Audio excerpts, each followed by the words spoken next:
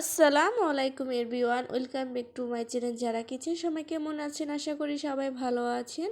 আজকে আপনাদেরকে মুগ ডাল দিয়ে মুরগি মাংস রান্নার রেসিপি দেখাবো। যাক কথা না বাড়িয়ে রান্না শুরু করা যাক। এখানে একটা পাত্রের মধ্যে তেল ঢেলে তেলটাকে ভালো করে গরম করে নিচ্ছি। দেখুন তেলটাকে গরম করা হয়ে গেছে। তারপর এখানে দিয়ে দিল পেঁয়াজ কুচি দিয়ে পেঁয়াজটাকে নাড়াচাড়া দিয়ে ভেজে নেবে, হালকা ভেজে নেবে পেঁয়াজটাকে।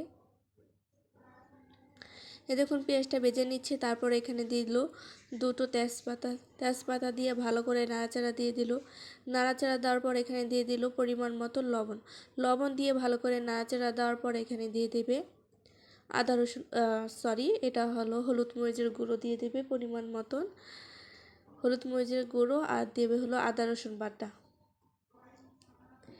এইগুলো দিয়ে ভালো করে নাড়াচাড়া দিয়ে একটু কষিয়ে নেবে, সাথে একটু অল্প পরিমাণে পানি দিয়ে ভালো করে মশলাটা কষিয়ে নিতে হবে, যাতে মশলার গন্ধটা না আসে। এই দেখুন মশলাটা কষিয়ে নিয়েছে। এখন দিয়ে দেবে মুরগির মাংস দিয়ে ভালো করে নাড়াচাড়া দিয়ে এগুলো মিক্স করে নেবে। এই দেখুন মিক্স করে নিয়েছে।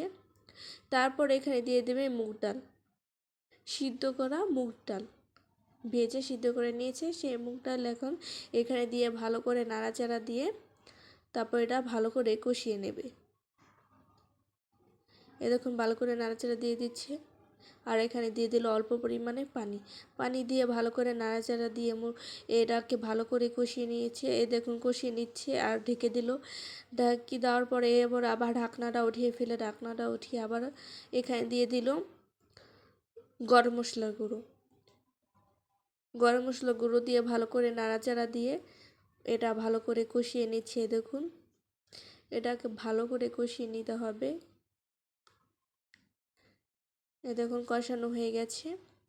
এখন এখানে দিয়ে দেবে পরিমাণ মতন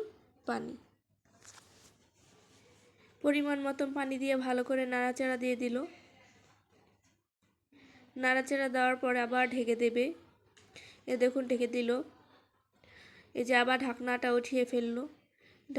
উঠিয়ে তারপর এখানে দিয়ে দেবে জিরার গুঁড়ো দিয়ে ভালো করে নাড়াচাড়া দিয়ে দেবে। রান্নাটা কিন্তু প্রায় হয়ে এসেছে, আর একটু পর নামিয়ে ফেলবে। দেখুন এই রান্নাটা হয়ে গেছে, নামিয়ে ফেলেছি। দেখুন পরিবেশন করে দেখালাম আপনাদেরকে। এই পরিবেশনটা আর রান্নাটা যদি ভালো লাগে তাহলে আমার পাশে থাকবেন, লাইক কমেন্ট শেয়ার করবেন। বাসায় এই রেসিপিটা ভালো লাগলে ট্রাই করে দেখতে পারেন।